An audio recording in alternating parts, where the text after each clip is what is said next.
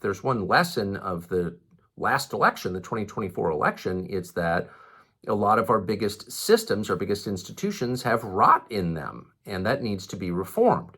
And as if we needed more proof of it, we'd learned what a lot of us suspected for years, that January 6th was in effect a setup, and the FBI was key to that setup. And it's still not clear that everyone involved in that setup at the FBI has been fired or punished for that. So no person, no American is under some moral obligation to believe everything the government tells you, particularly institutions or agencies that have a long documented, factually documented track record of committing crimes, participating illegally in our political system, for example, as the FBI has done, manufacturing crimes, setting people up, distorting justice. That's the opposite of their job, of course, which is to get to justice through facts and then to tell the rest of us how they arrived at this conclusion, to prove to the rest of us that the right people are being punished. So we're not under any obligation.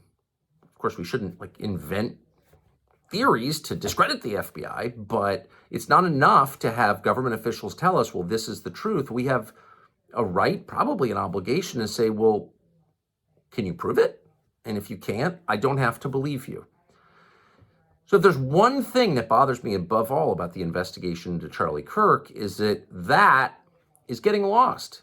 As people argue over what happened, we are potentially letting our largest federal law enforcement agency off the hook. It is the job of the FBI to find out what happened and to tell the rest of us, not hide behind, well, it's national security, confidential sources. No, tell us what happened. Show us what happened. Convince us what happened. That's your job.